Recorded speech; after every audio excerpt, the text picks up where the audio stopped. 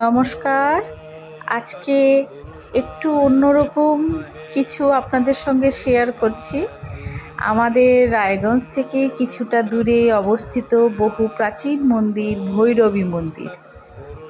অনেক দিন ধরেই যাব ভাবছিলাম, কিন্তু সুযোগ হয়ে উঠছিল না। তো মায়ের বাৎসরিক পুজো রাখি পূর্ণিমার দিন হয়, তো এই সুযোগটা আর হাতছাড়া করলাম না। ঘুরে এলাম আমার খুব প্রিয় ভৈরবী মায়ের মন্দির থেকে, সঙ্গে দেখলাম মেলাও।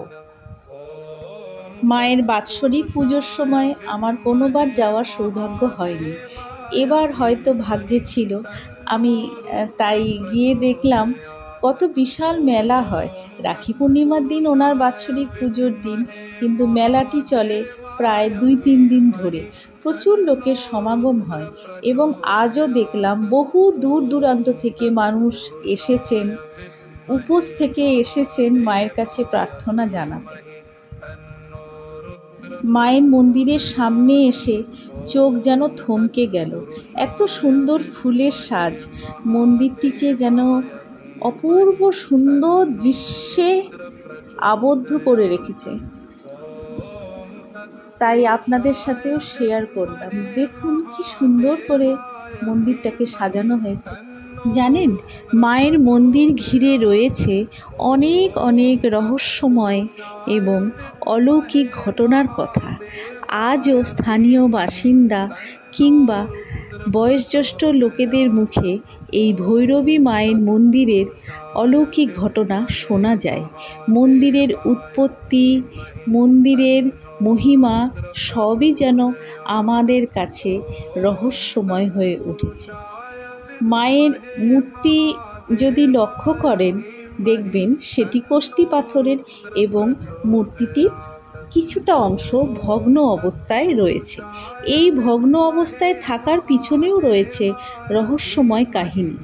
আজ তো অনেক মানুষের ভিড়, অনেক ভক্তরা এসেছেন অনেক কষ্ট করে মায়ের কাছে প্রার্থনা জানাতে।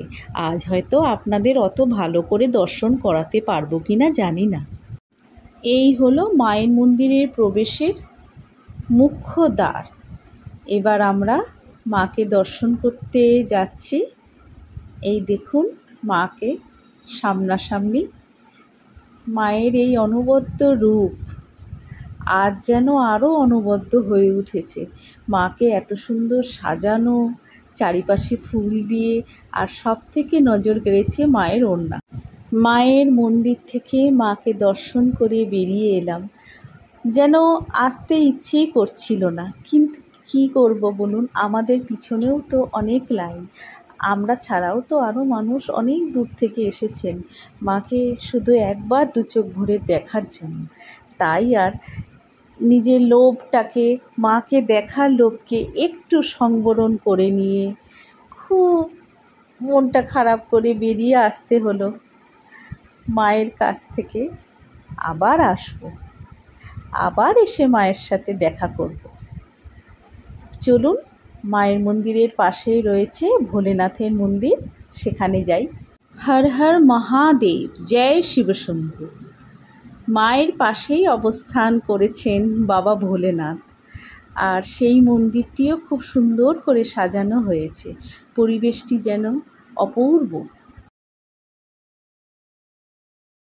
এই যে এক নিষ্পাপ ক্ষুদে ভক্তকে দেখুন, যে কোনো চাহিদা ছাড়াই তার নিষ্পাপ মনের প্রার্থনা ঈশ্বরকে জানাচ্ছে।